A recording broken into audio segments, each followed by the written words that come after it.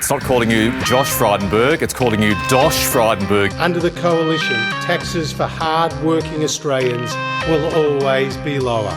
You know, I don't hold a hose, mate, and I don't sit in control room. They're answers that only can come from Victoria, I'm afraid, because that's not my job. But I ain't spending any time, though, because in the meantime, every 3 months, a person is torn to pieces by a crocodile in North Queensland. Well, g'day, listeners, and welcome once again to the Two Jacks. It's episode 123, recorded on the 12th of August, year of our Lord, 2025. Joining me, as usual, is Hong Kong Jack. G'day, mate. How are you? I'm good. How are things going in Hong Kong today? Well, as usual, hot and sweaty. Hot and sweaty. That time of year. You've got the black short sleever on today, have you? Yeah, I have. Yeah. Oh well, there's the summer attire. In winter, it just goes to the long sleeve. Yeah. Well, yes, I do wear black nearly all the time. Yes, that's correct. It makes life very easy. I just walk to the rack in the spare room and grab a clean black T-shirt or a black polo short or a black cotton shirt. Must make shopping pretty easy too. You can buy these things in bulk, Jack. Well, that's what I do. I get on the Marks and Spencer website and order half a dozen new polo shirts and half a dozen new T-shirts, and occasionally a pair of black chinos, and then done.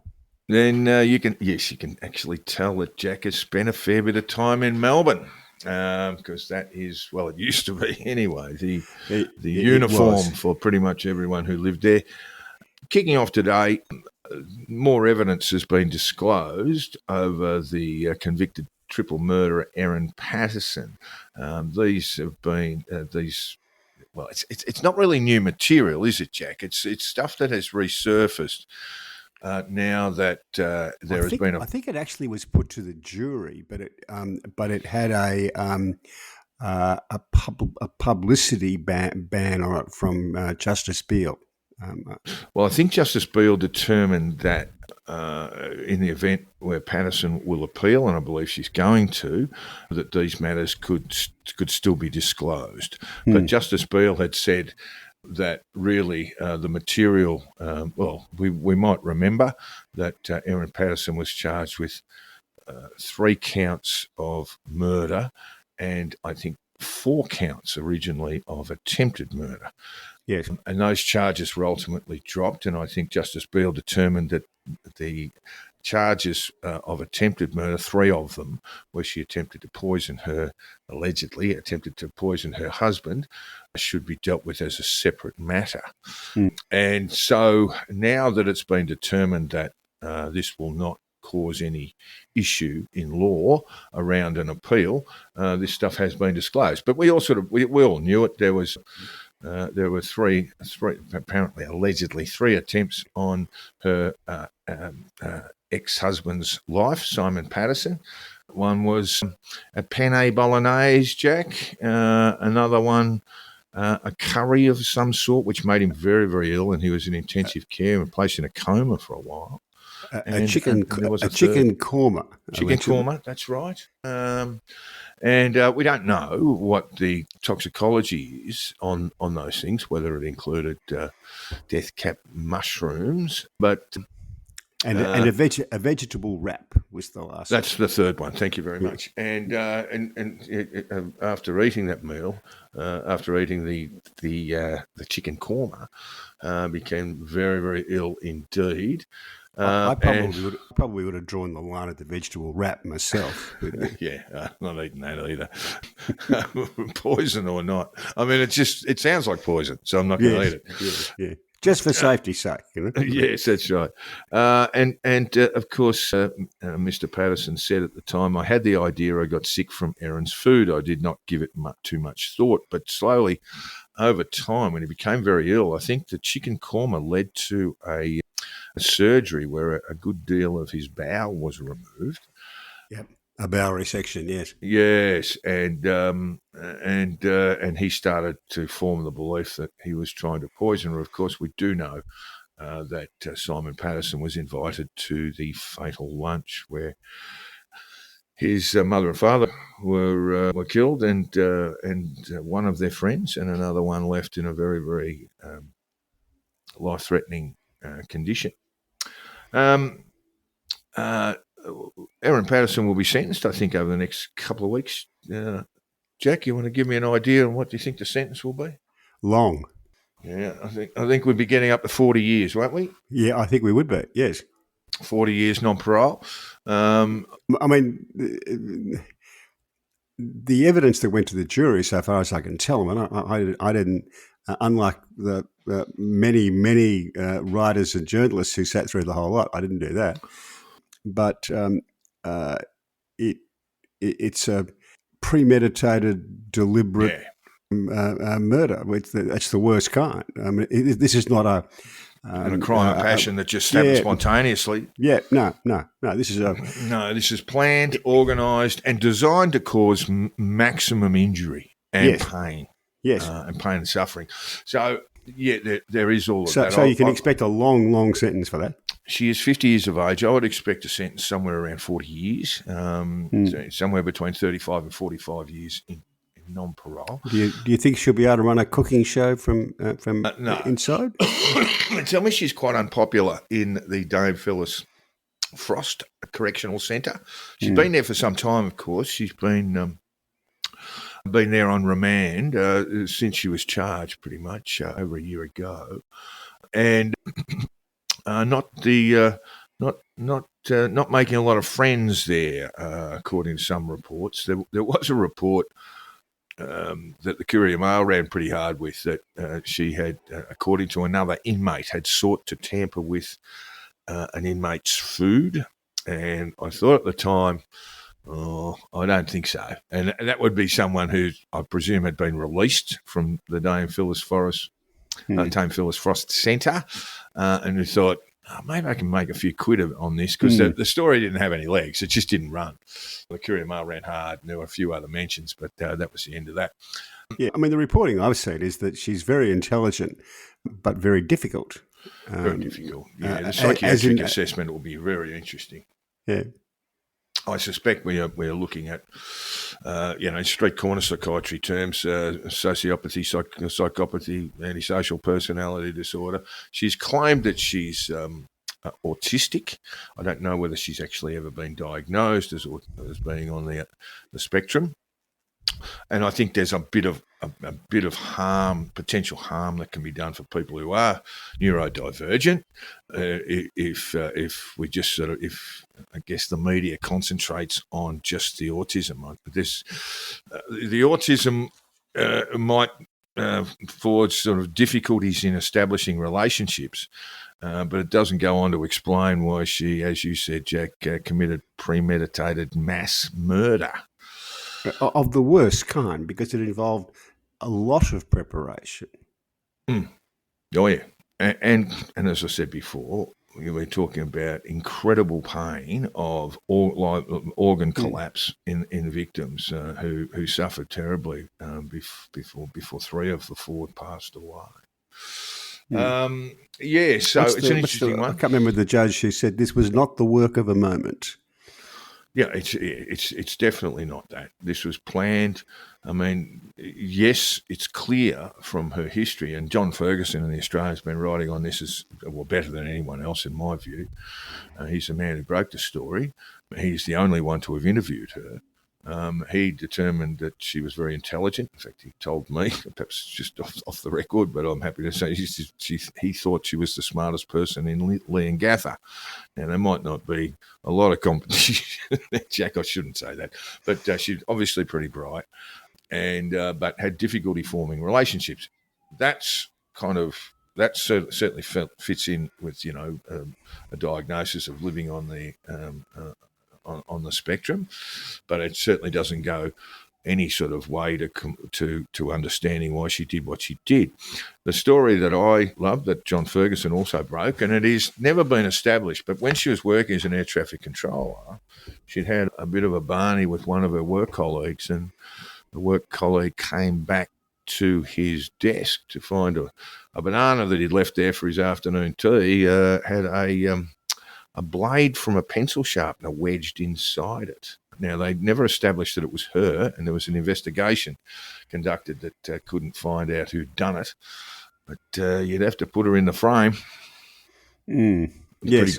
Pretty grim stuff. So she obviously has this psychology that says anyone who she feels has betrayed her, she will. You're in a bit of strife if you're in that position. She will come at you. She'll try and kill you. So yes, I expect her to be in prison for a very, very long time. The rest of her life, really. She's 50 now. You wouldn't expect her to make more than 25 or 30, but I think the sentence will well exceed that. And then there will be the rush for the books that will come out. There's two out already. My mate Duncan McNabb, Duncan. Is Duncan? So I didn't think his was coming out till October. Oh, I thought that was out in the marketplace. I was wandering around a bookshop the other day. I didn't see anything about the mushroom murders. I'm sure it'd be front and centre if it was on the market. The old Barrel bookshop's got the top 10 there, so there wasn't anything there. But and look, there'll be a raft of documentaries and Netflix streams and all this sort of stuff that will follow it. I did see, just to wrap up, I think it was The Age interviewed a true crime podcaster who'd sat through every day of evidence, basically stood in line and either got into the courtroom or one of the separate areas that they had set up for the media throng. And she believed, on the basis of this, and obviously said it on her podcast, that she believed that Erin Patterson was innocent. And it's only these subsequent disclosures, which we kind of all knew in the first place, around the alleged attempted poisoning of her husband, that sort of kicked a sense that she really was guilty into this true crime podcast. And you go, listen, you guys, just maybe you're not the right people to be standing in judgment. You wouldn't want to see them on the jury anyway. Well, Chris Beale, I knew at university, and he was a really good lawyer then. And everything I've known about him since is he's a really, really top-class lawyer in the criminal jurisdiction in particular. And the jury were out for 7 days. This looks like a very, very thorough trial to me. No, absolutely, it does. I don't think there has been any errors made, and the appeal was always going to come if she was convicted. And I think Justice Beale has done everything within her power to ensure that that appeal will not get passed anyway. Look, one other case, completely different case, Jack. This is the case of Kath Folbigg, who was convicted over the deaths of her 4 babies. In Newcastle, I believe, wasn't it? Yeah, that's right. She was convicted in 2023, but much earlier than that, I think. I've got 2003, I should say. Just my terrible eyes. But freed 20 years later after a judicial review of her case found the children may have died of a genetic condition. At the time in 2003, there was talk of SIDS, sudden infant death syndrome. And of course, we have new medical evidence that ultimately freed her. And she is now 58 years of age. She spent 20 years in prison. She was declared Australia's worst serial killer, Australia's worst women serial killer, and now released. She's the state of New South Wales has offered her $2 million, Jack. Should she take that? Well, bit skinny, I would have skinny thought. For 20 years. I mean, they've rightly pointed out that Lindy Chamberlain, who also was wrongfully convicted, got $1.2 million, I think, after doing 3 years in jail. Yeah, I think it was 1.7. I may be wrong, but yes, under $2 million, and that was 30 years ago.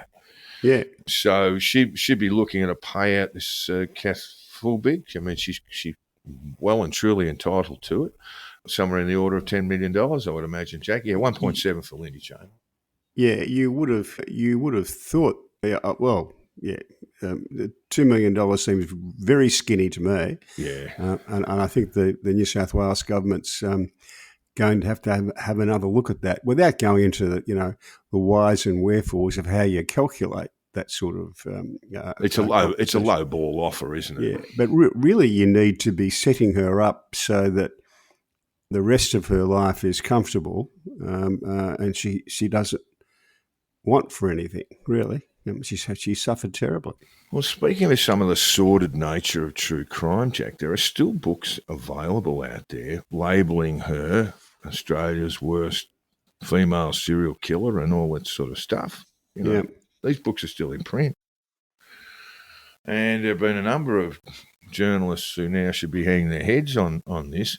I always found, when I'm sort of well and truly aware of the case, people seem to assume she was guilty on the basis of a very unlikely process where 4 of her children would have died of sudden infant death syndrome. And basically that was the Crown case. So anyway, she will be well compensated. And there was a rush to judgment. Let's be fair about this. Yeah, the media piled on. Yeah, they did. There was a rush to judgment. Our listeners might want to have a quick Google search for some of the books on Folbigg because they're still out there declaring her guilt. And worse than that, absolutely slamming her character as a result. Just going back to the Patterson thing for a moment, I think the media behaved much better with the Patterson case, that they were much more careful than they were in, say, a Kath Folbigg case, not to rush to obvious judgment. And that's a good thing. John Ferguson, I think he won I think it was a Kennedy Award, one of the journalistic awards for breaking the story. And he had a slightly different view, Jack. I think he remembered, it was stark in his mind, the sort of clamour before Patterson was charged. There was a time when she drove parked her car in her carport in the Leongatha home, and media just basically assembled on her property and all that sort of stuff. And anyway, when John received the award, he made the point. He said, sometimes we're not very good people about journalists, and I think there was a clamour. But you're right. Nothing like the rush to judgment on the Folbigg case. Yes. Yeah. I think. Well, the Lindy Chamberlain thing, that was the high watermark for disgraceful media reporting and disgraceful, shall we say, police investigations and scientific forensic studies as well. That was a classic case of coming to the verdict and then looking for the evidence to support it on behalf of the media and the police and a good part of the justice system. I still recommend John Bryson's book, Evil Angels. It's if you're a young lawyer out there, read it because that can show you what can go wrong. Indeed. In fact, when we wrote Unholy Trinity, Dennis had a run-in with a senior detective in Mildura that went on for many, many years, and his brother had actually, his brother had actually warned Denny. He was also a police officer and a detective for VicPol. Had warned him, you don't want to go anywhere near my brother, you don't want to work anywhere near him, he's a difficult person. And that man went on to become the Northern Territory coroner, and he made the first call that basically Dingo had stolen Azaria Dennis Chamber. Barrett. Yeah, thank you, Denny Barrett, exactly right. Yeah, John Bryson, excellent man, and it's a great book. All right. Even if I'd never found Meryl Streep quite convincing as Dingo stole my baby. Yeah, the thing is, we all thought she was really good at accents because she could do that Polish thing. And then she did the Aussie accent, and we thought, well, maybe the Polish wasn't very good either. Yeah, oh well. Look, she's a young actress, and look, the film is certainly worth your time as well, listeners. So that's our sort of true crime stuff for now, except while we're talking about books and things. The PC report, the Productivity Commission, Jack, we've been on about productivity for a long time. They say in an interim report that AI will contribute 4.3% increase in national productivity. And they go on to argue that there should be little or no legal impediment to promoting the AI business in Australia, which is all terrific until you lose your intellectual property as an author or as a songwriter or as an artist.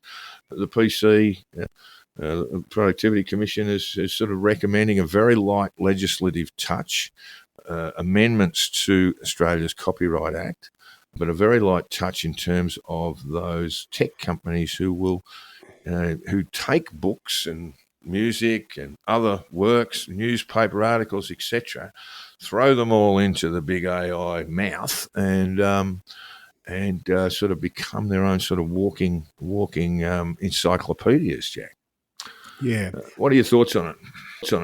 My wife has a lot to do with AI. She's an early expert, if you like, on AI in the legal profession. She's an intellectual property lawyer, isn't she? Yeah, and she thinks it's going to be a game changer.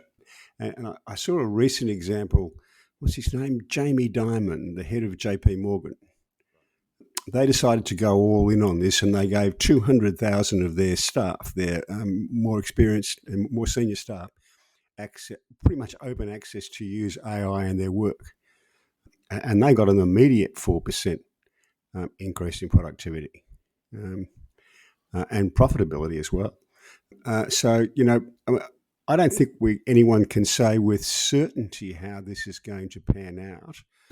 But I think it is going to have such an impact on productivity that people are not going to be able to ignore it. I don't think countries or companies will be able to ignore it because they'll become uncompetitive. What about intellectual property, Jack? I mean, should people receive I think that's a problem to fix. At least receive a request or seeking permission? So that's the way it works now. If outside of fair use, we don't call it fair use in Australian copyright law, but outside of that sort of direct use of someone's copyright, a limited form, what normally happens is a permission is sought from the publisher.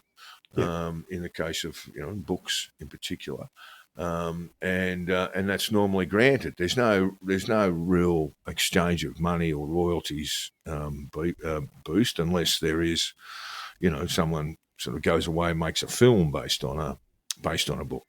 So I mean, we've sort of seen this, and when Zuckerberg or Meta, run by Mark Zuckerberg, was working on the latest iteration of Llama, which is their AI. That's their ChatGPT platform. sort of thing. Yeah, that's it. And they decided that it was just going to be too messy to apply to publishers and apply and seek permission to use intellectual property. And what they did was went to a thing called LibGen, which is a database of pirated books, basically Russian run, and helped themselves to that. And they decided to do so because tech companies have got billions of dollars at their disposal and the best legal advice they could possibly receive, and legal representation they possibly could get. They just decided we'll just steal it and we'll see what happens. Yeah. There was a case, I think Sarah Silverman and others brought a case against them on that pirated issue, but it was an interesting finding. I don't know if you read it. It was sort of a finding that law that the plaintiff was wrong, Sarah Silverman and a handful of others, but it did not say that that the intellectual property theft didn't occur. It was just, I don't know if you read the judgment or no, I didn't read the judgment. I read a brif, one paragraph report of it. I was aware that it happened. Yeah. There's a lot to play out with this yet.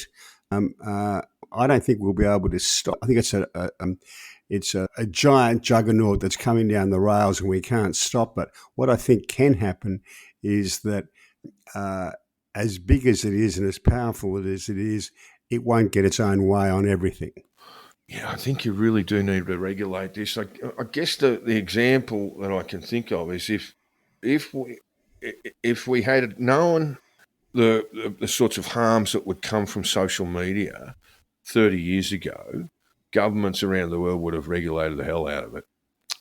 And I just think waving through AI, when people smarter than you and I, like Stephen Hawking, who's now gone, they reckon it's could be the end of human civilization. Yeah. Personally, I don't think they could have stopped social media anyway. Probably not, but now we're doing. But perhaps they could have changed its direction. That's what I think can happen to AI. I mean, the idea they could have stopped social media, I think, is a fantasy. Too big, not too stopped powerful, it, too strong. not stopped it, but right now we're playing sort of catch up in terms of access to children and those sorts of things, Jack. And maybe those things should have been regulated at the first instance. Yeah, I don't think most of what they're doing with access for children is going to work, and the reason why is people. That's it. It's too late now.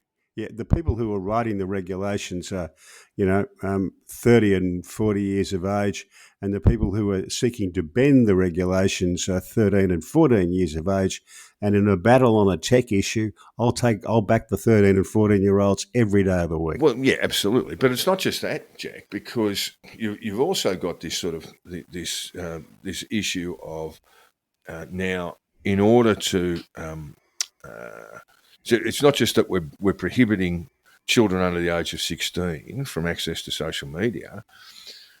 Now, as adults, we are actually having to put in an email address, date of birth.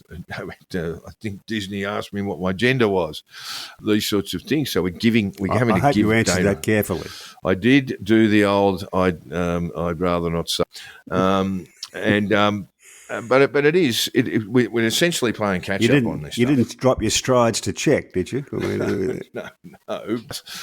This is the point, that we're sort of playing regulatory catch up on these things now. I was in touch with a person. I won't get into the details, but she is very close to a person who's been subject to this kind of appalling sexploitation of a minor by clowns overseas, and these guys will frequent gaming platforms and things like that, Jack, where kids you would think there's a safe space for kids to just go in and talk about, the some of the gaming things they're doing, whether it's Fortnite or whatever it is, and that's where they'll sort of prey on them. And there's also a very close relationship between the people who are getting the people who are being preyed on are actually neurodivergent as well. So that's the sort of really ugly sort of side of things that we probably could not have foreseen when social media came about. Yes, and I firmly believe there are things we can do at the margins to improve that. We just can't control it. All right. Well, we said we'd talk about it, and we have, and we'll probably be talking about this one for a little while. Meanwhile, we're going to get on. It's not going to go away. It's not going away at all. I mean, look, there is the Atlantic put out a website, basically, or a page on its website where published authors, can go and punch in their names and see if Zuckerberg helped himself to their work, and certainly in my case, 2 of my books were pinched, and certainly the Australians have been very, very strong on this. I can also tell you that just from a brief chat with some of my political contacts, the Productivity Commission is, how do I say this discreetly, Jack, not considered the best advisor to government by government. I'm sure that's right. There will be court cases about this, and no matter how big and how powerful and how rich the tech companies are, they're not going to win them all. They don't. I mean, the history of the last 20 years is they lose quite a lot. All right, we've got to move on because we're moving back into the political sphere, and Albo has visited our friends across the ditch, across the Tasman. And freezing his tits off in Queenstown, wasn't it? oh yeah, it'd be cool there, mate. In fact, I think that's snow season there. It's kind of peak time to be in Queenstown. There are some issues there, Jack, including the fact that a lot of New Zealanders who travel to Australia without a visa requirement got to hand over, got to basically show a passport, but that's it. It's the same the other way. Are leaving Australia in droves, Jack. Good thing or bad thing? It actually makes our immigration stats really hard to read because you do have this entry, we're not quite sure of departures and all this sort of stuff. I think there are still record numbers of Kiwis coming to Australia because their economy's not going quite so well. So we can have quite a few leave and still have no shortage of Kiwis. But they're not staying. And look, the Kiwis are great travellers, more so than Australians, and so they generally use Australia as a bit of a launching pad to Europe and elsewhere. Quite often do, yes.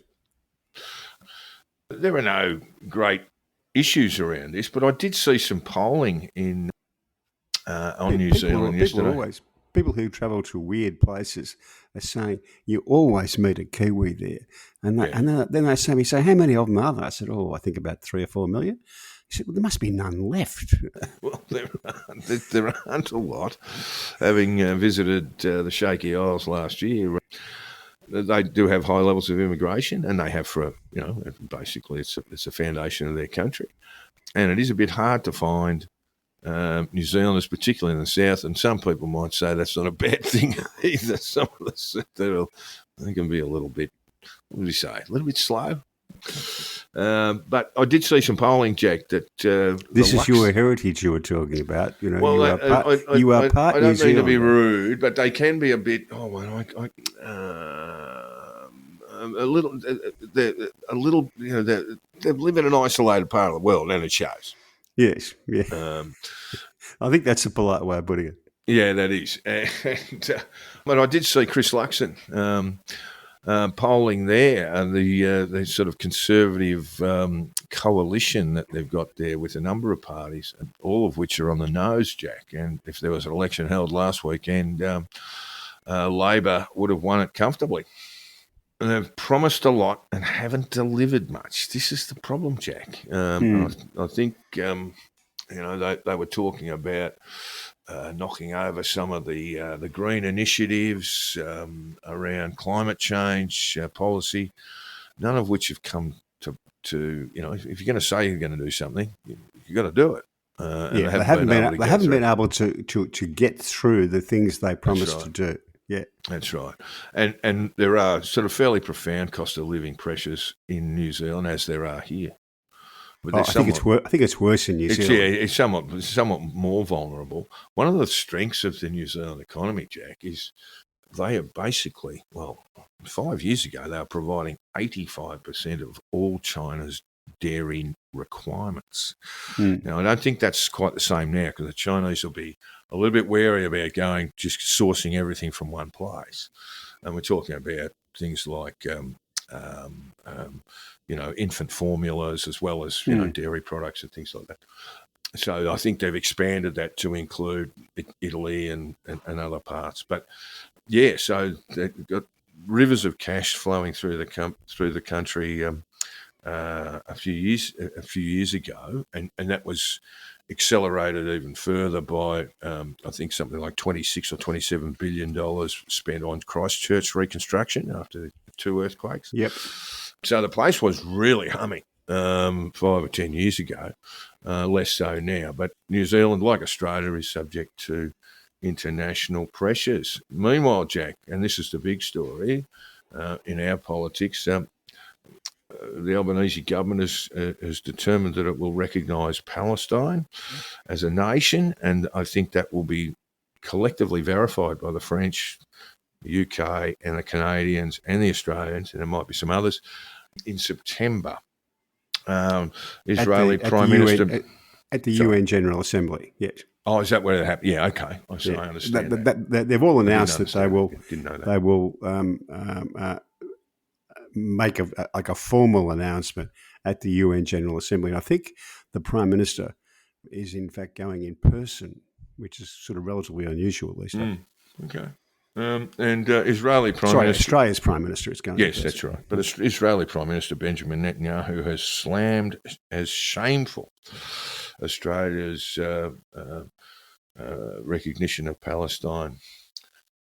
We talked about this a fair bit last week. Is this anything more than symbolism? Is this anything more than saying we are unhappy with the way things are going in Gaza? Not much more than that. We still do have, and I know people might roll their eyes, particularly if they've seen some of the footage from Gaza. People will roll their eyes that we would actually say, well, look, Hamas is still causing significant difficulties in terms of the rollout of aid, food aid, medical aid.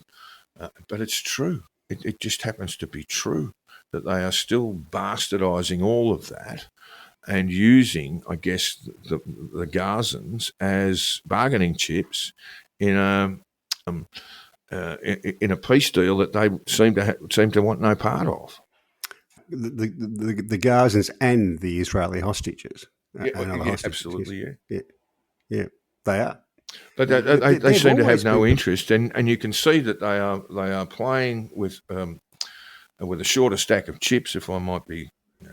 It might be a little bit obtuse, but they're still playing games with people's lives there. And look, I fully understand that the IDF might be making incredibly bad judgment calls on this too in terms of the supply of aid. But I think the world is just sort of saying we can't have this anymore. And there are plenty of critics of not so much of the IDF, but of the Netanyahu government's strategy in Gaza within Israel. I think there was about 100,000 Israelis marched against the idea of occupying that was on Gaza the weekend, City at the weekend. And these are all very, very legitimate criticisms. And I think, as I said before, the Israelis are a famously disputatious lot. And there will be a lot of different opinions on this, and that's something for them to sort out. And the rest of the world can weigh in with their opinion as well.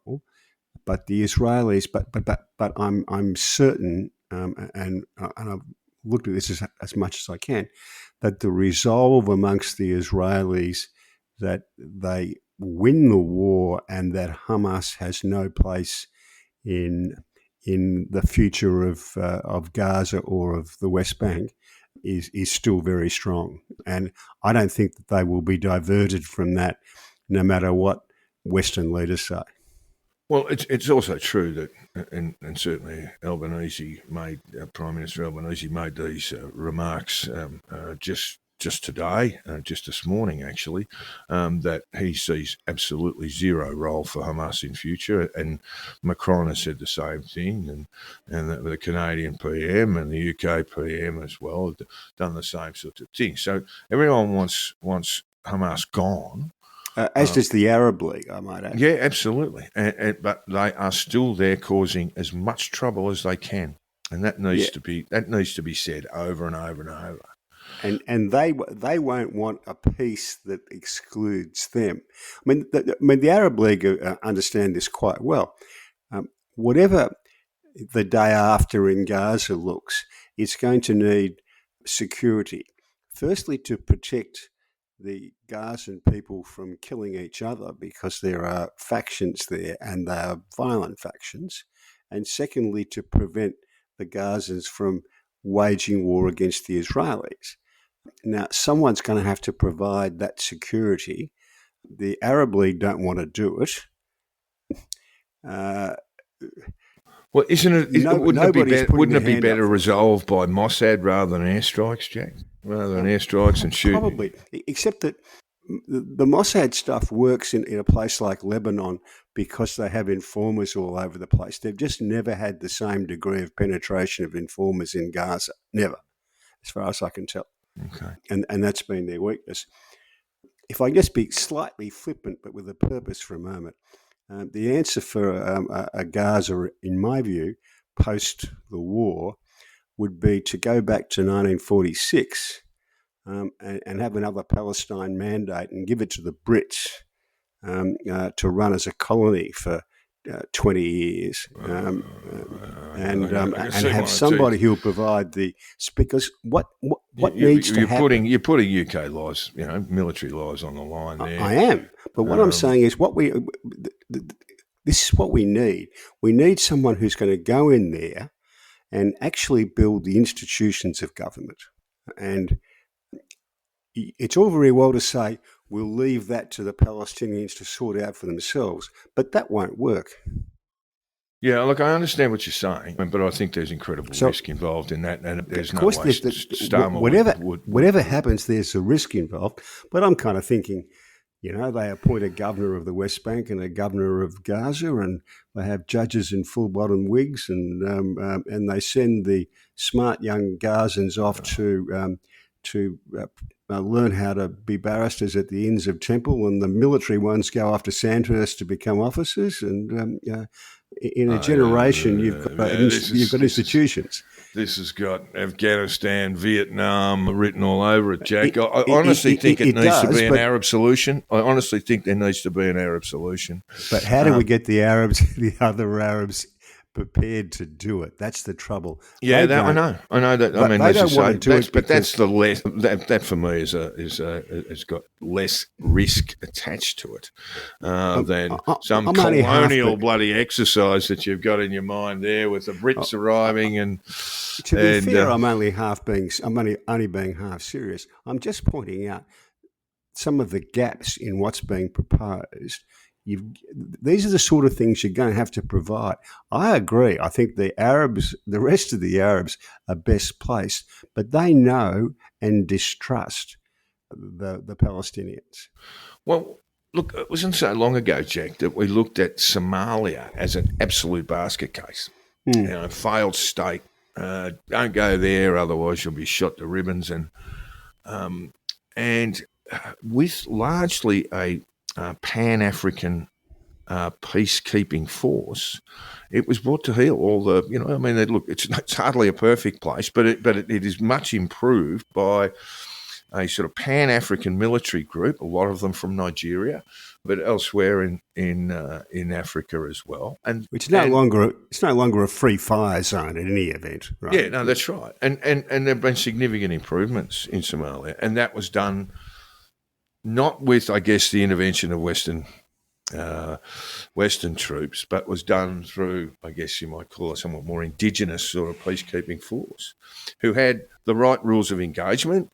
That's the other thing you've got to get right when you've got a peacekeeping force. You can't have this, you can only fire when you're shot at, those sorts of things. You've got to have to give any sort of military force there. And so these things are difficult. I just don't... I don't know that we have the right people leading the world at the moment to be able to sit down and say, okay, let's pool some military forces from Jordan, from Egypt, from North Africa, from the Emirates, and from Saudi Arabia, and give them reasonable but not excessive rules of engagement, and have them go in there and be the peacekeeping force. I just don't think we have the leadership in the world to pull that off. Yeah. The other advantage of using the Brits is that the British Foreign and Commonwealth Office has been pro-Arab and anti-Jew for about 125 years, so the Gazans might welcome them. Alrighty, we did talk in the last episode about Hiroshima and Nagasaki, 80th anniversary of the detonation of two nuclear bombs, atomic bombs, that ultimately led to the end of the war. 80th this week, I think it is. Yeah.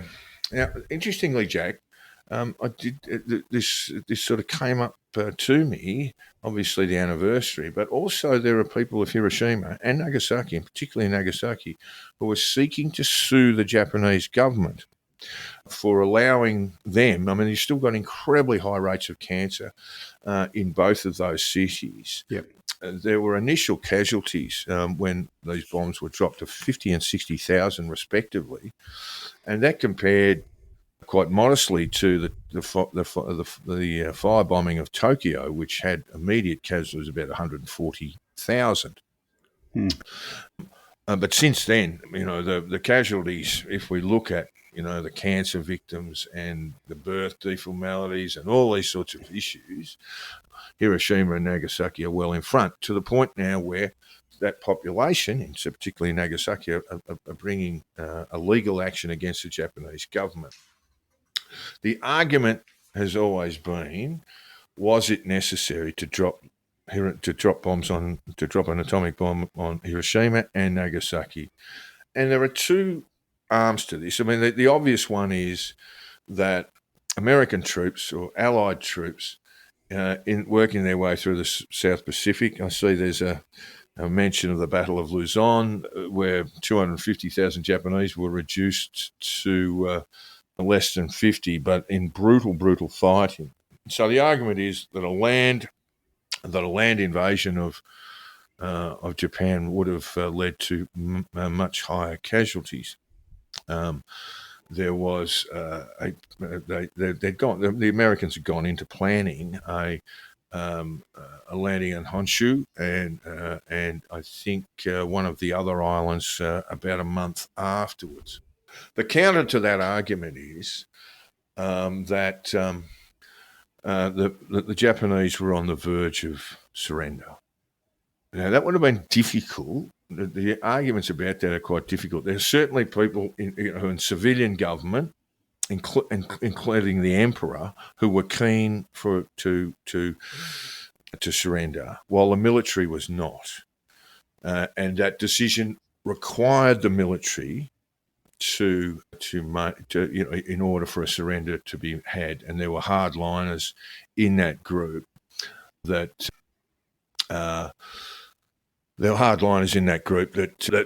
would never have surrendered. So there's that argument. One thing that I discovered, Jack, and this is from Eisenhower. This is Dwight D. Eisenhower. US went on to become a US president. He opposed the use of nuclear weapons, the use of the bombs, and he said, this is from his memoir, in 1945, Secretary of War Stimson, visiting my headquarters in Germany, informed me that our government was preparing to drop an atomic bomb on Japan. I was one of those who felt that there were a number of cogent reasons to question the wisdom of such an act. During his recitation of the relevant facts, I have been conscious of a feeling of depression, and so I voiced to him my grave misgivings, first on the basis of my belief that Japan was already defeated and that dropping the bomb was completely unnecessary, and secondly, because I thought that our country should avoid shocking world opinion by the use of a weapon whose employment was, I thought, no longer mandatory as a measure to save American lives. That's Dwight D. Eisenhower, who at the time was had completed his run as basically the chief of staff. No, commander, wasn't he? Chief commander of Allied forces. Yeah. Allied forces in Europe, yeah. Other US military officials who disagreed with the necessity of the bombings included, and this surprised me, General of the Army Douglas MacArthur, because he was all raring to go in the Korean War. But yes, he expressed misgivings, as did Fleet Admiral William D. Leahy, Fleet Admiral Chester W. Nimitz, Fleet Admiral William Halsey Jr., and even a major general of who was in charge of all strategic air operations against the Japanese home islands, Major General Curtis LeMay, who said the Japanese had in fact already sued for peace. The atomic bomb played no decisive part from a purely military point of view in the defeat of Japan. I'm sorry, that was not Curtis LeMay. That was Fleet Admiral Chester W. Nimitz, who was Commander-in-Chief of the US Pacific Fleet in 1945.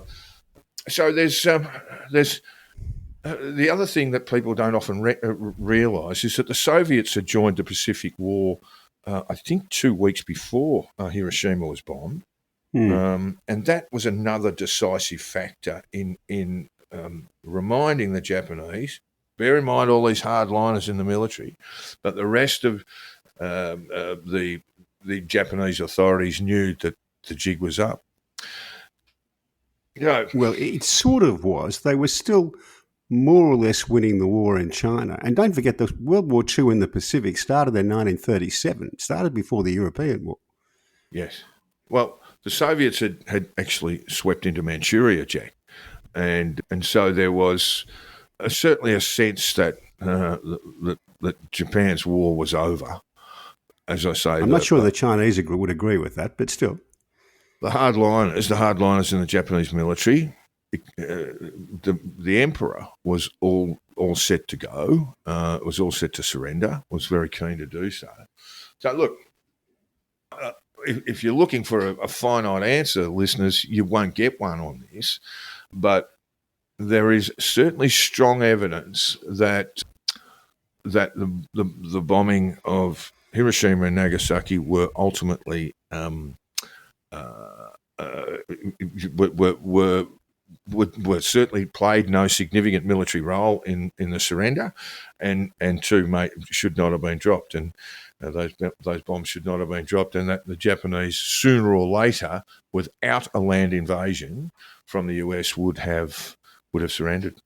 Yeah, I don't think the evidence is all that clear at all. I think there is evidence that runs both ways. Personally, I grew up with a lot of returned POWs. I'd have traded about 20,000 Aussie POWs who got back for 100,000 Japanese any day. And besides, I think the end result, the early surrender, was the best result for the Japanese, as indeed defeat was the best result for the Germans.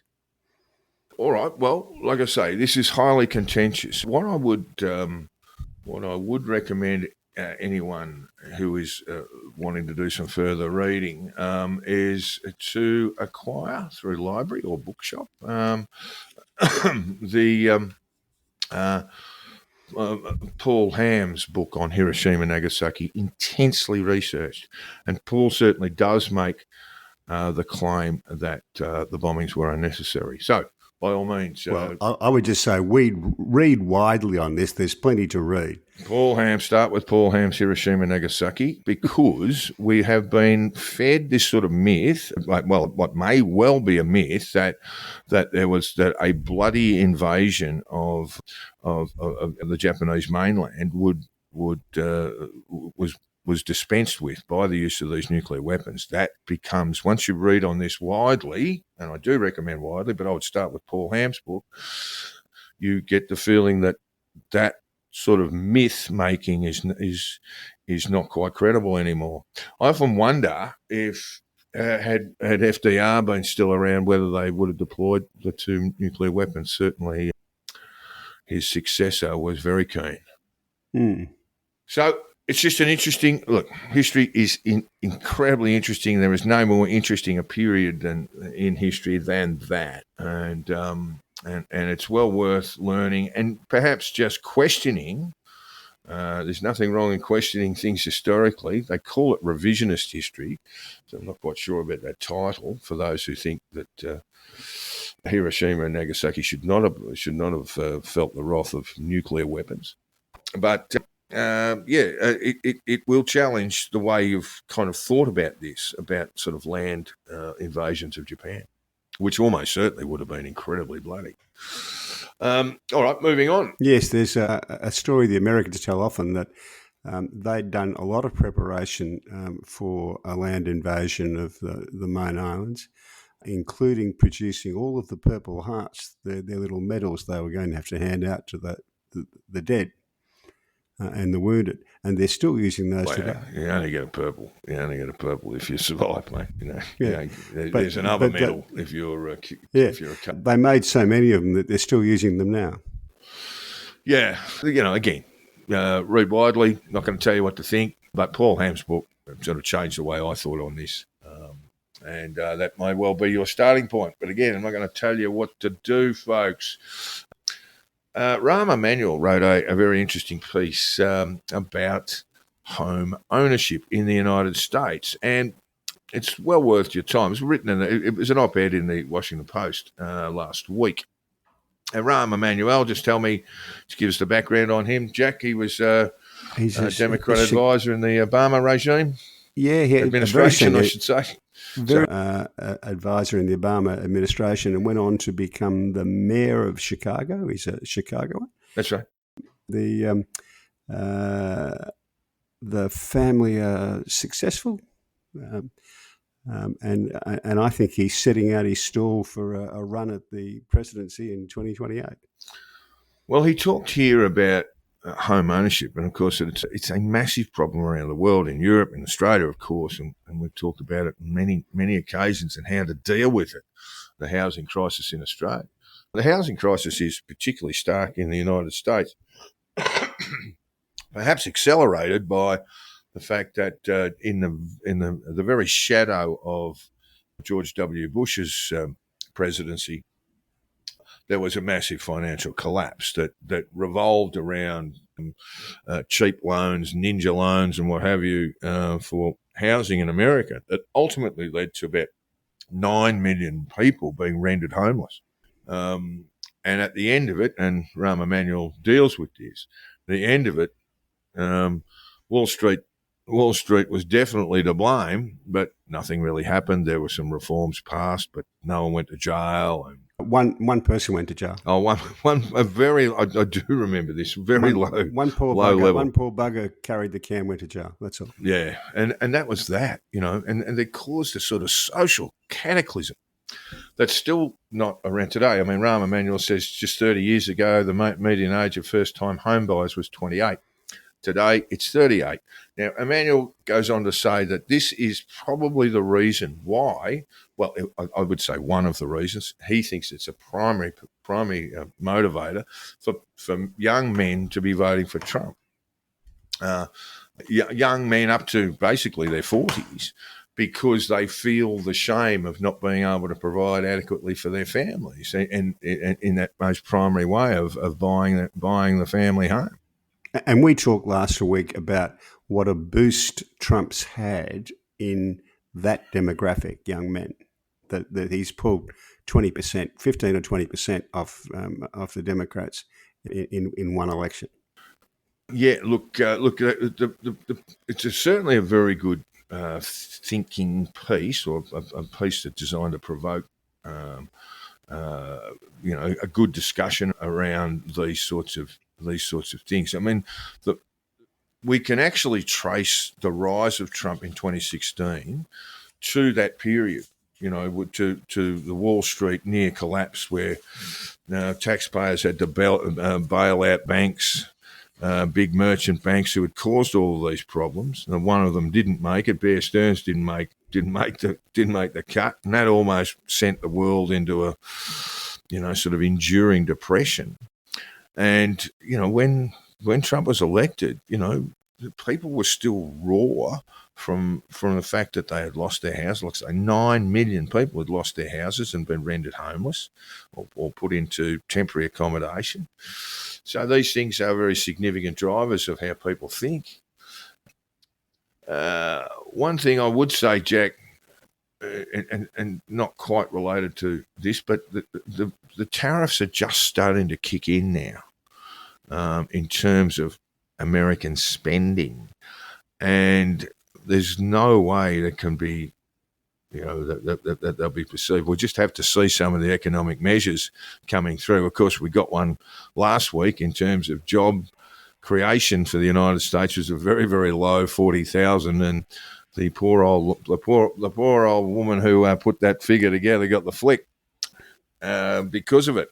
But this is where Trump is extremely weak. You've got, well, according to their own figures, in terms of tariffs that have flooded into US Treasury. Now, we don't know how much, and I'm trying to think, is it sort of 500 billion or is it 800 billion? It's a significant amount of money. And now, we know that Ford Motor Company have absorbed their tariffs to the point now where they are having to take out loans to keep running. And so they will be passing on tariffs in future. The motor vehicle manufacturers will have to do that. You'll start seeing inflationary impacts on the United States coming through. It'll be very, very interesting to watch these economic indicators, particularly around cost of living, particularly around inflation and overall economic growth. Bloomberg's. There's a lot to play out. The reason I sent you the Rahm Emanuel thing is that Rahm Emanuel's just about the only Democrat who's at least making noises about being a candidate in 2028, who doesn't frame his every move around let's how to react to what Trump's posted on Truth Social or on his latest executive order. He's actually out there doing what the Democrats should be doing, which is trying to set the agenda themselves about things unrelated to what Trump's talking about. Trump's got them running absolutely scared. I saw an amusing thing the other day. It's so reactive, to some of the nonsense things he comes up with. Yeah, Trump controls the Democrats' narrative. Whatever he does, they oppose. He's in charge of both parties. And I like this one. Imagine the consequences if Trump issued an executive order forbidding anyone from wrapping their heads in plastic dry cleaning bags. That's where the Democrats are. They'd probably come out and oppose that as well. Yeah, But, look, so Rahm Emanuel is at least on. I think he's handicapped as a political candidate because he comes from Illinois, which means he's come up in a reason. Almost every Illinois governor goes to jail. It's a reasonably corrupt dog eat dog world, so he's going to be handicapped with that. But at least he's on the right track, Well, he actually does mention in the piece Elizabeth Warren from Massachusetts and Tim Scott from who's a Republican from South Carolina. The federal government should be rewarding states and localities that embrace supply-side solutions to housing. My point, Jack, and you're quite right, Democrats need to get there. I blame the Democrats for Trump.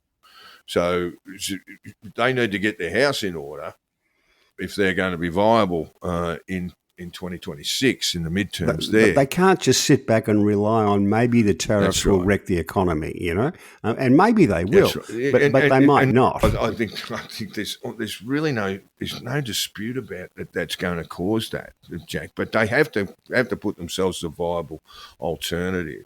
Yeah, basically, what Trump has done with tariffs is just impose a tax on consumption. An additional tax on consumption. That's basically what it is. In times where cost of living pressures are incredible. I mean, on Instagram, I saw a woman, Trump voter, saying, "My husband just got back from the grocery store. She spent $300 on our weekly shop. He makes $500 a week." Once the Medicaid stuff kicks in, he's going to be a deeply unpopular president. But if the Democrats aren't considered as a viable alternative, who knows what will happen in 2026 or indeed 2028. All right, very briefly, 12 states in the United States will block using food stamps to buy junk food. Is this all part of the Making America Healthy Again? Oh, Jesus, we haven't even get into the mRNA stuff, and we won't do that this week. Yeah, I guess it is. I'm always troubled by governments who want to change people's choices. Impose behaviour, right? Yeah, and you've got to.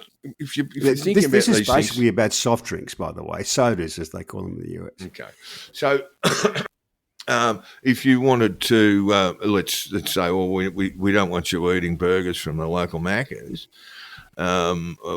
with food stamps, and I'm not sure that Macca's takes food stamps. They might. No. It's for the grocery store. Right? It's a grocery store. So they're saying knock back the sodas. The difficulty is that when you're trying to impose these sort of behaviours, you're talking to people with very often very few skills in terms of how to cook and tend for themselves. So if you take off like staple foods that can come through fast foods, etc., frozen foods, and this is part of Kennedy Jr.'s nonsense that we don't want to be eating processed foods, and it's only, I reckon, only a matter of time before processed foods are taken off food stamps as well. What do? You've got to educate people on how to prepare food, and you might think that it seems pretty obvious, but it's not. No. It's not. I'm never comfortable with the idea of governments telling people what they should eat or drink. For starters, governments have got this wrong time and time again. Remember the food pyramid? It was all wrong.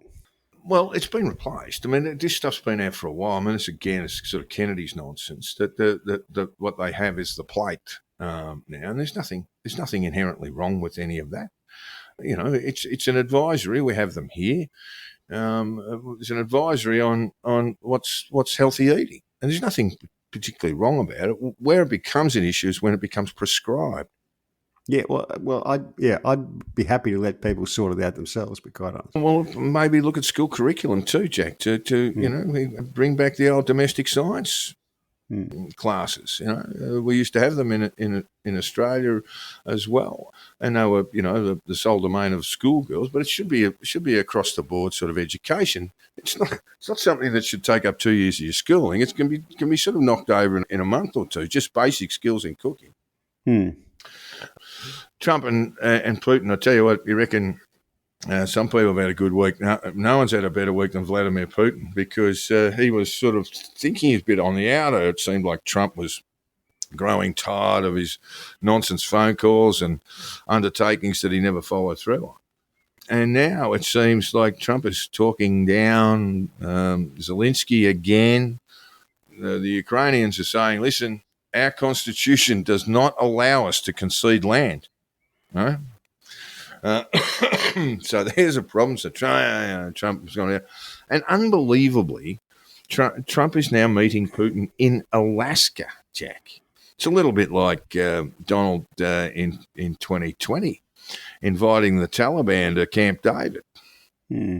So what's going to happen there, Jack, other than... A good part of the Russian population think Alaska is still Russian. They probably do. No, I can't. There was a purchase, and it was definitely in America's favour. I'd have to say around about 1840. No. The Russians believe it was a 100-year loan, not a purchase. There you go. Well, it's American now. Alaska has got significant supply problems too in terms of tariffs, Jack, because there's an enormous land mass in between Alaska and mainland United States, and that is Canada. And there's a genuine trade war going on there at the moment. But anyway, what can we expect from this? You know, this is what, as I said before, Volodymyr Zelensky has said the answer to the Ukrainian territorial question already is in the constitution of Ukraine. No one will deviate from this, and no one will be able to. Ukrainians will not gift their land to the occupier. I don't see how there can be peace without surrendering some land. Just don't think it's possible. They're not going to get Crimea back. I don't know why you would even qualify that. I can't see any sense. I can't see any prospect of peace in Ukraine because Putin simply cannot be relied upon. Even if he makes undertakings, even if he scribbles down. I mean, he scribbled his signature down on after the Ukrainians decided that they would send their former Soviet Union's nuclear weapons back to Russia. Scribbled down and signed an undertaking that Ukrainian sovereignty was absolute, and of course that didn't last very long at all. So I don't know where we go with this, but I just get the feeling that Trump is just, they've just run, that Putin's going to run rings around him. All right. Well, what do we have here? Cacio e pepe in Europe is causing tension. It's a little Roman pasta dish, and it's a very simple dish, isn't it? Very simple dish. Yeah. Well, the Romans say it has just 3 ingredients: pasta, pepper, and pecorino cheese. Yeah, that's right. And the trouble arose when the BBC, I think it's the BBC Good Food program, did a program where they threw in some butter and cream, etc. And of course, the Romans were quite upset about that. You cannot say it is cacio e pepe if you put butter, oil, and cream in it. Then it becomes something else. You have to yield to Caesar, which is Caesar. That was the quote. I love this guy's name. His name is, and I probably mispronounce it, Fiepe Confessente. Ooh. Yeah.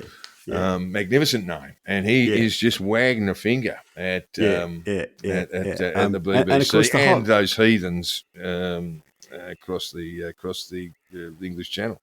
Yeah, and he has a point, because the magic of the dish is that you don't need, the reason you don't need cream or butter in it is that you make an emulsion with the pasta water and the pecorino, which gives you the creaminess. So you don't actually need to put cream in it. But of course, they were quickly pulled up because his own restaurant puts lime in it in summer, which. Yeah, well, it's a little bit like the carbonara dish, which has got about 4 or 5, many variations on it. Yeah. And that's, and I know people who serve it with cream and things like that. And it really is abomination. It's just a bacon and egg. It's a bacon and eggs with pasta. That's basically it. And so you throw the eggs in. You've already cooked the bacon or the Italian version of that. And off you go. A little bit of salt and pepper. What do they use? Guanciale, the pig jowl. Yeah, they like to use. Yeah.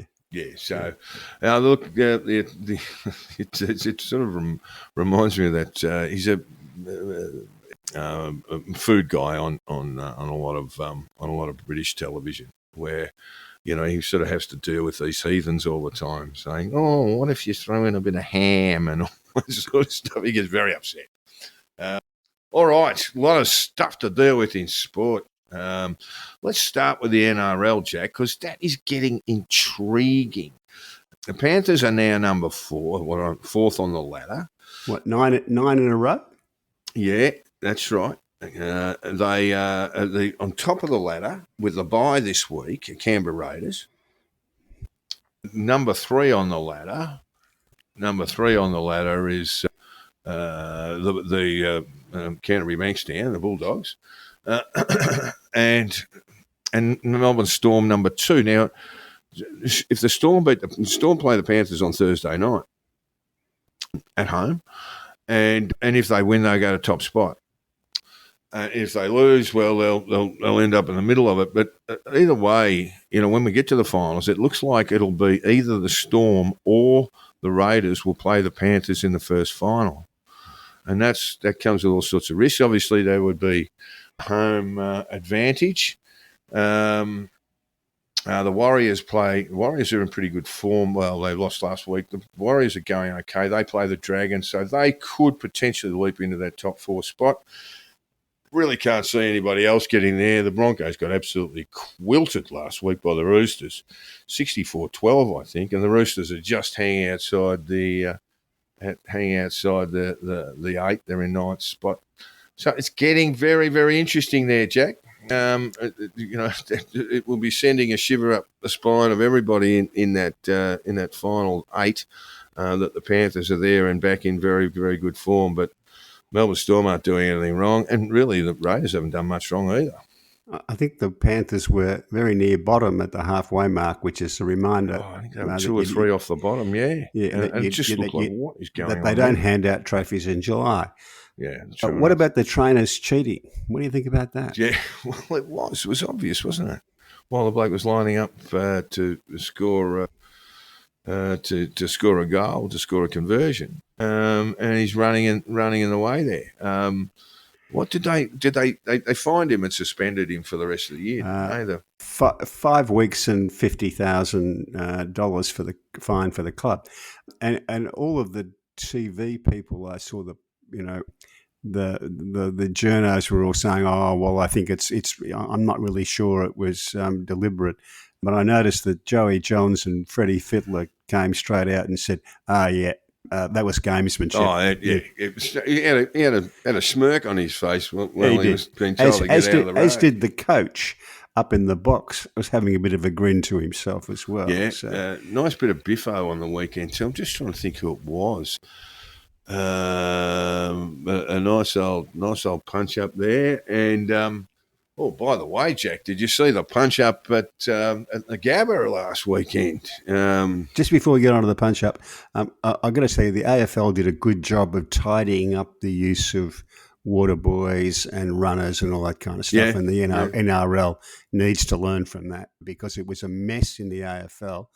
Every time there was a gap in play, there were people all over the ground, and that's a terrible look for the game, but it also leads to gamesmanship if we're being polite. Yeah, cheating if we're being honest. Harder to see how it works in rugby league, where there's a bit less scoring. So the way it works for folk who aren't into the AFL is that your runners, trainers, water boys, etc., can come on after a goal is kicked. And so there is a bit of a break in play. With rugby league, it'll be a bit harder, Jack, because particularly if you need water and there's no score for half a game, a bit harder. But yes, it was a bit of a barney between Sydney and Brisbane supporters at the Gab. I don't know if you saw it, but I did see a small clip. A young woman from Sydney seemed to be throwing a few cut lunches at a Brisbane fan. And then a bloke and an old Fitzroy jumper weighed in, and the Swans bloke, they exchanged blows for a while. The police intervened, and the bloke in the Fitzroy jumper was carted off, as was the guy in the Swans jumper. But he had a great big grin across his face, so I think he declared himself the winner there.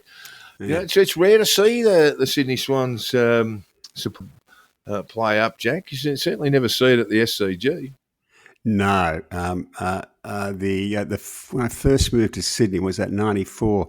We were walking through from Potts Point through to the SCG, and just in front of us there was a couple of young chaps walking to the ground, tight blue jeans, sleeveless Swans jumpers, and holding hands. And having moved from Melbourne, I thought, well, there'd be a lot of gay fans going to the football in Melbourne, but they wouldn't quite be doing that, would they? Well, it's very Eastern Suburbs. I mean, the Sydney Swans were, for a very long time, a sort of Eastern Suburbs outfit. I mean, they have broadened their support, to basically quite across a lot, Sydney yes. now. Yes. I took some people to the preliminary final that where Plugger kicked the point after the siren. And these guys, Sydney people, they'd never seen AFL footy before, not live. And and it was pandemonium, of course, people who will remember it. Was it 96? 96. Pandemonium. Plugger has to just basically score to get him over the line. Scores were drawn at full time. And this bloke who turned around who sort of had an interest in rugby, he goes, "Is it always like this?" He said to me. I said, "Every week, mate. Every week it's like this." We walked up to Paddington after, and it was just this joyous scene, I mean, there probably would have been about 1,000 Essendon barrackers, but everyone else was right behind the Swans. So it's actually rather wonderful to go and watch the Swannies. Yeah. But it is a good thing that the fighting in the crowd isn't what you and I grew up with, where it was constant. Oh yeah, and blokes getting terribly battered and what have you, and then some of them full of ink going home to meet their wives. Yeah, I remember. All deeply unpleasant. A mate and I went to Windy Hill for the West Coast Eagles' first game in Melbourne. So late 80s, I suppose that was. Yeah. We jumped in his car and drove out from Carlton, where we both lived. Stood on the hill, on the Windsock Hill, and at quarter time, because there were no West Coast fans there, the famously cranky Essendon fans were fighting amongst themselves just to keep their hand in. And there were two women rolling on the hill, belling the tripes out of each other, both wearing Essendon scarves. He looked at me and I said, "Yeah, we're going." Okay, we were back in the pub in Carlton before half time, and that was common enough in those days. Oh yeah, when suburban, when VFL footy was very, very much suburban. The one ground that I never went to was Moorabbin, and a couple of mates of mine went down there one day, and they're not fans of the St Kilda Footy Club, but they've sort of lobbed near around the cheer squad, and they're giving it to a few St Kilda players. In the cage, what they used to call the cage. In the cage. In the cage, and then they realised... Between the two run-on barriers, yeah. And it's exactly right, in the cage there, and they realised that it was severely outnumbered, and had already been spotted as troublemakers, when this large human being with just wearing a singlet, I reckon it was about 4 degrees in Melbourne, sleeting, rain, and just a horrible day. He's got just a singlet on. He's just turned around, and when the St Kilda people started really getting into my two mates, he said, "Leave those kids alone." And they got left alone for the rest of it, but they kept a bit quieter. Yeah, just wearing the singlet at Moorabbin.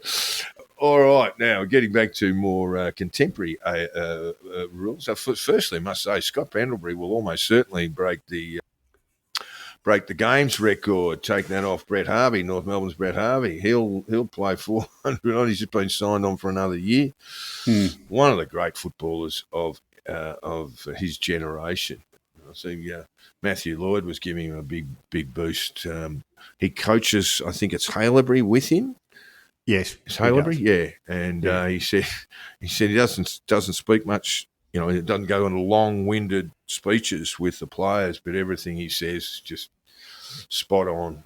Scott Pendlebury, when he was talking to young footballers, and he reckons Lloyd said, "I've learned more from football from Scott Pendlebury than I have from anyone else," which is kind of extraordinary given how good a player Matty Lloyd was. But 400 games for a bloke who's not quick, doesn't kick the ball very far. Oh, look, he's from the Matrix, mate. He can just stop on a dime, and everyone runs past him. He's just an incredible player. He's got that sort of spatial sort of awareness, and rarely wastes a possession and gets plenty of them. Not going to have to retire because he's lost his speed because he didn't have anything to lose. Yeah. But he's such a good user. That's the other thing too. He rarely wastes a possession and generally gets 25 plus a game, 20, 25 plus a game for over 400 games. So an incredible feat. Collingwood and Brisbane. Brisbane, of course, not just before the punch-up started at the Gabba, went down by a couple of points to Sydney, and really it was just a bit of a last dash that made the scores look a little bit better than they were for Brisbane. Collingwood, they are, when you look at some of the champion data, they are sort of bottom of the comp. In terms of these sort of key statistics, like worse than that, they've gone from top 2 in a lot of those statistics to bottom 2. I predicted that they would. You and I talked about it, that they were in this sort of bottom 2 area. The stats about, I'm going to say about 6 weeks ago. Yes. So I had a bit of a hungy on Carlton to beat them. They absolutely played the best football I reckon they played all season, Collingwood, and smashed Carlton. But then I think they came up short the following week, and pretty much ever since they've struggled to the point now where they could mathematically at least miss out on the finals altogether, Jack. They could.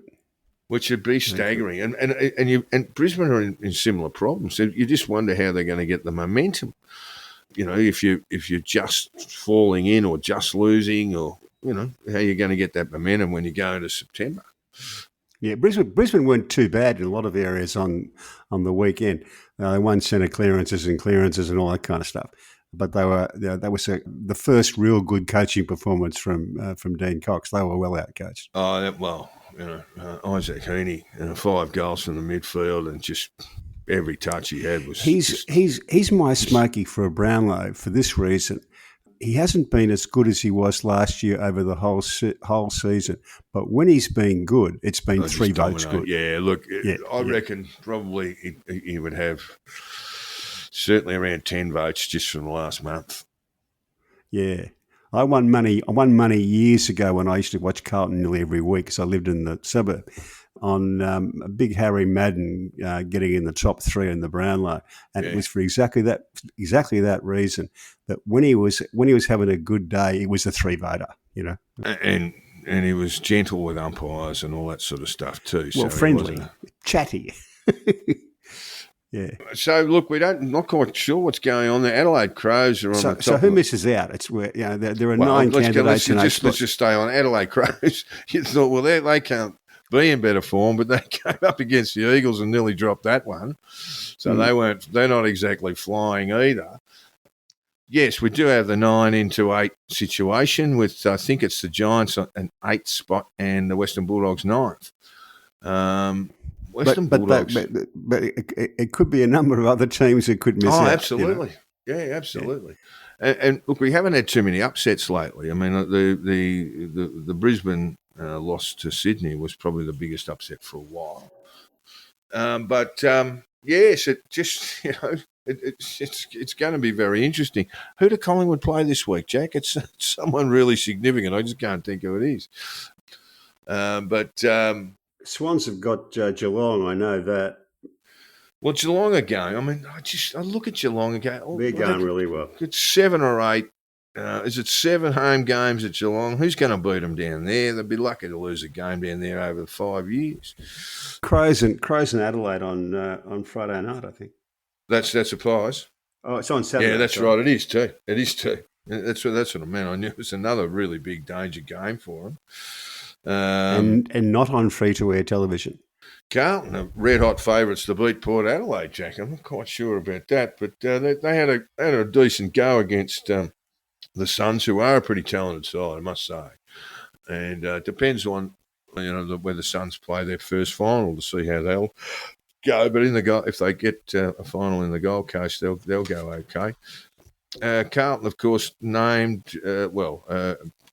that Michael Voss would coach the club in 2026, which seemed to settle down a lot of rumours. And when I see that, I noticed there was a story in the Herald Sun saying that they'd sounded out a few other available coaches before they confirmed that. That's rumour rather than reality. Which I've got to say is just doing your job. Yeah, probably. But look, just how serious that was, I don't know. I did just Carlton footy. Seriously, Graham Wright's a sharp operator, and if you're thinking, well, do we reappoint? Do we keep Vossi or do we not, or do we go in a different direction? Surely you would want to know what the landscape looked like.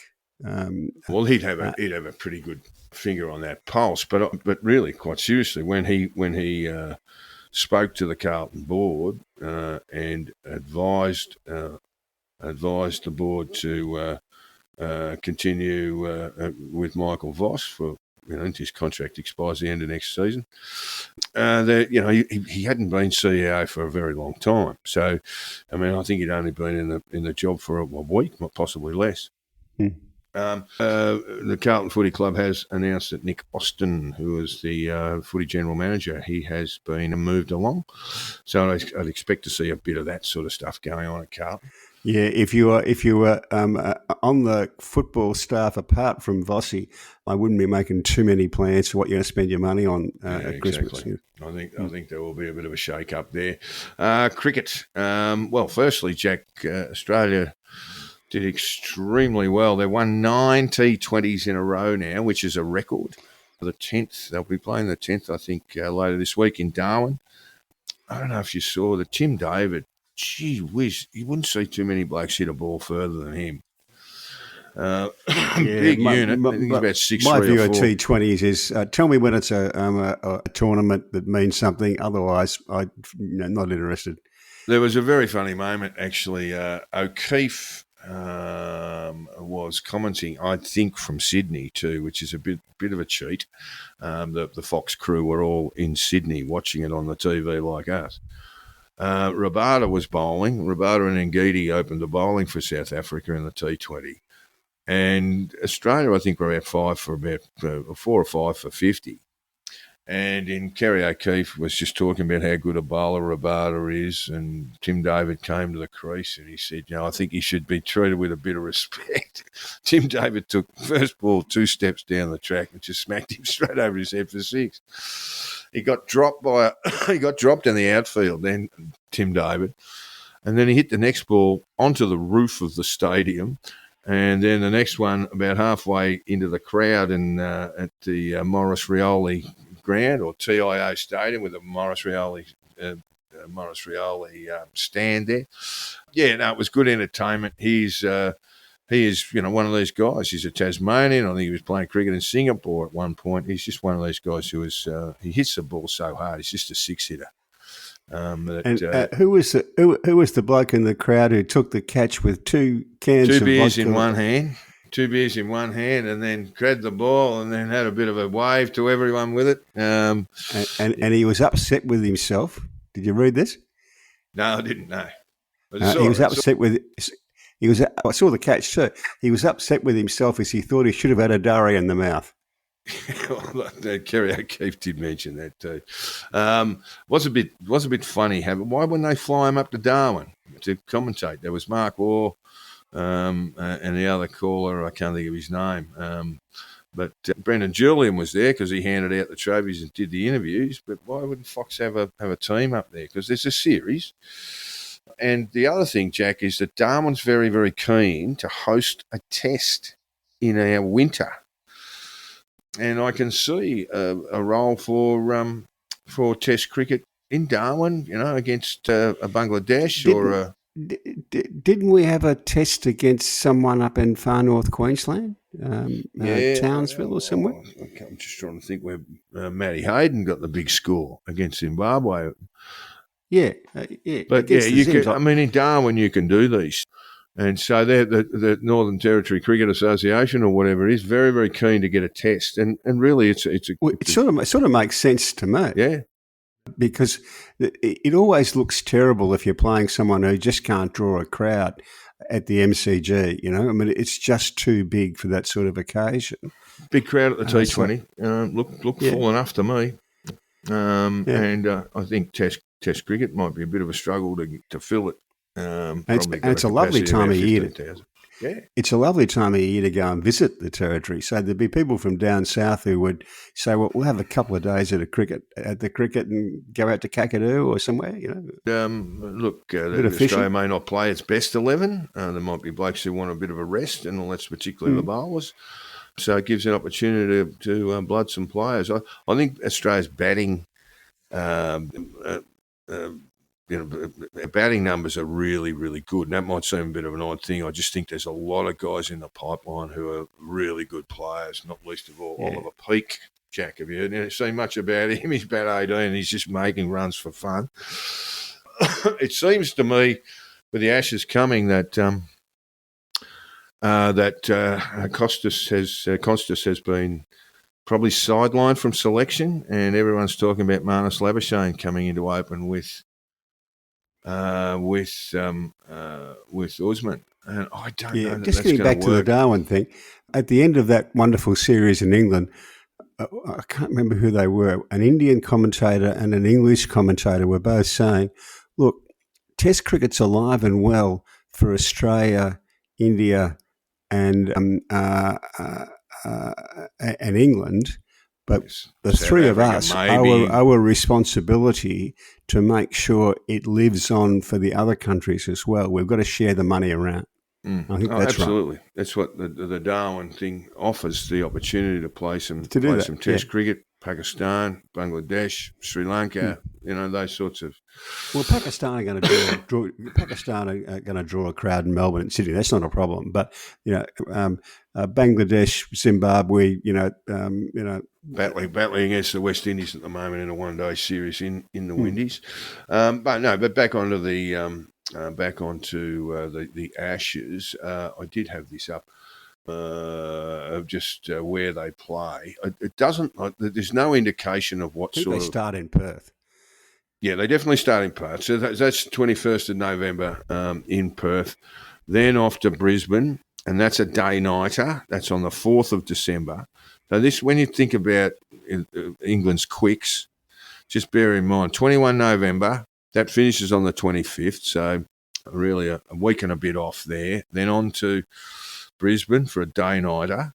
That finishes on the, around the 9th, or to the 8th of December. Then on the 17th of December, Australia play England at Adelaide. That's a day game only, not a day-nighter this time.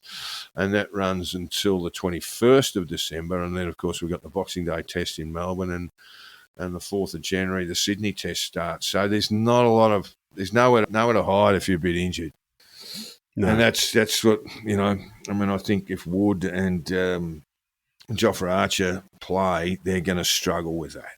are going to struggle coming. They're going to struggle to play both of them. They might have to play them in alternate tests. Yeah, they might. They're going to have to rest them. The Australian bowlers are going to have to be rested too. I mean, Stark's ability just to keep playing is kind of extraordinary. But we've got Hazelwood might rest for the great Melburnian. Certainly, I'd like that. He should be an automatic selection for the Melbourne Test anyway. What's his name, Jack? Help me out, Scott please. Boland. Yeah, thank you. So he should be automatic for the Melbourne Test. So that's it. It seems like Labuschagne's got the run at it. I mean, everyone will be looking to see who'll make runs in that first. There's two Shield games for all of the states before the first Test. And everyone will be looking to make runs. Weatherall is a chance to open. The problem I've got with Labuschagne and Khawaja opening is they just don't make runs quickly enough. Neither of them, yeah. So, it's good to have that, the blunting of the attack from one while another one's a bit of a stroke player, but you don't get that with Marnus or Khawaja. They did open a while there against South Africa in the World Test Championship and earlier, and you're none for 15 or maybe even 2 for 15 after it drinks in the first session. None for 40 at lunch used to be good cricket, no longer. Yeah, no, you've got to put pressure back on the bowling. So I'm not quite sure how that works. There's another theory that he'll bat at 3, which would put Cameron Green down at 5, and that would mean Webster would miss. And you go, well, he hasn't done anything wrong. Why would you drop him? But and then you've also got Inglis, who's just a terrific player, can't get a game either. All right, finally, Jack, rugby, you better explain this to me. I did have a bit of a look at it. The Giteau Law is the law that has been restricting how many of the overseas-based Australian players would be eligible for Australia and in what circumstances. Right. And they're just going to drop this. Because they've just had to accept that a lot of the players will go overseas because the money is so good. And Australia still needs. We're not so good that we can't that we can do anything else but pick our best team. Does that cause any sort of team dislocation, though? I mean, potentially they're not training with the squad and all that sort of stuff. Yeah, and they'll pick and choose who they're playing against.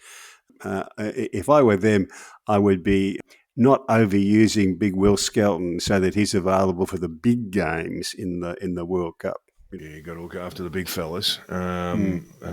It's pretty hard to find really good ones, and and he's good, terrific, and he changes the whole equation. All righty, well that takes us out. We've gone over time again. Never mind. Just before you got we one go, more. You're going to drag us into the red zone even further. Yeah, from Iran. They've got a drought problem in Iran. I saw a video of one of their dams near Tehran that looks pretty dry to me. But the Iranian water expert was on the telly last night. What did he say? The US and Israel are manipulating the weather by redirecting rain clouds away from Iran to deliberately trigger drought. There you go. And that's what they call that climate engineering, Jack. If you ever looked in the skies in Hong Kong and seen some odd sort of cloud shapes, that's what it is. It's, Well, normally you can't see the cloud because there's so much rain falling out of them. Well, it's I think even Kennedy sort of spoke as mentioned it as something that they're going to look into, this business of genetic or chemical engineering of the weather, which is just so much bullshit. We've got enough serious stuff to deal with without having to get into that. All right, before I start stammering any further, I better get going. It's been lovely to have you along. You know how to get hold of us, folks, by now. You don't need to tell me, and you can get hold of Jack too, and raise some questions and do all that sort of stuff. We love all that kind of gear, but we've gone over time, so we better say goodbye, and look forward to catching up with you next week. See you, folks.